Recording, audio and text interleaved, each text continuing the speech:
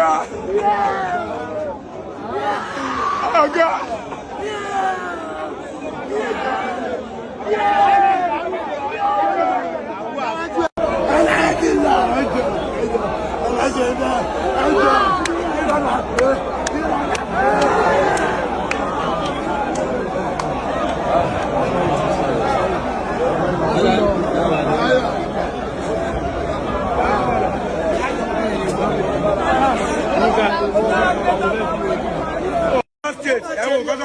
Ẹni tó ṣàánú èmi nìyẹn o èmi ò ná ga ọkàn Lagos èmi ìmọ̀ ẹ̀yàn kan state council lẹ́yìn tọ́ba àjáyà ẹni pọ̀ gá wa ojú ìyá yẹn abo ẹ̀yin náà máa wọ̀ ẹ̀yin wọ̀.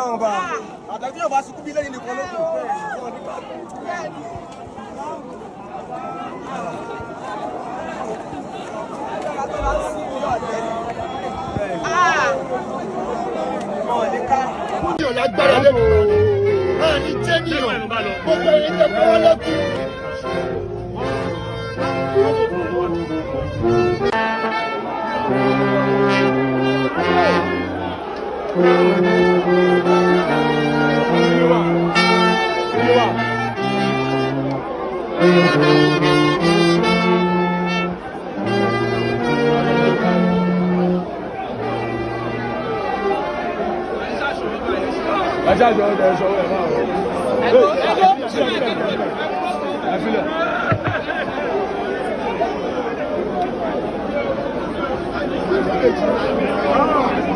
Ẹ máa break ẹ máa break.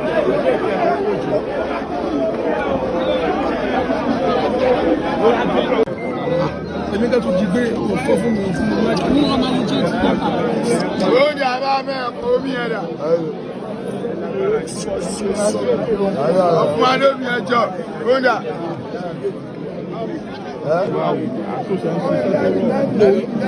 Báwo ilé tó wà lẹ́gbẹ̀ẹ́ wọn yìí kálẹ̀ lè lọ lé yẹn. Bọ̀bọ̀ ò lè lọ síbẹ̀ ṣe tó lè ṣe àmá kọ̀ǹfún lọ fún àná tó ń ṣe báyìí máa dá lọ bí tó bá lè dá. Original solution bàbá èkó jábẹ̀ jẹ́ sí ìṣàwọ̀ bẹ́ẹ̀ lè jẹ́ pàtó kọ́lọ̀ jẹ́ máa jẹ́ máa ṣiṣẹ́.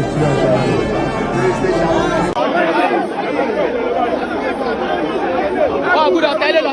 Hello, I'm a police CBD, I'm a block you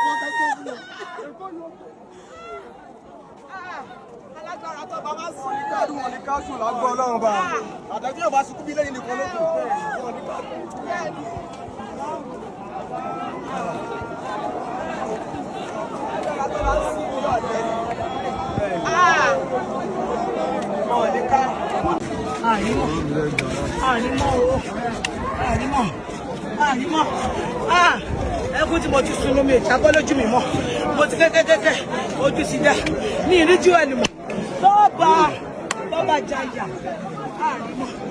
àní júwẹ́ẹ̀lì bàbá tóbi júwẹ́ẹ̀lì àní mọ́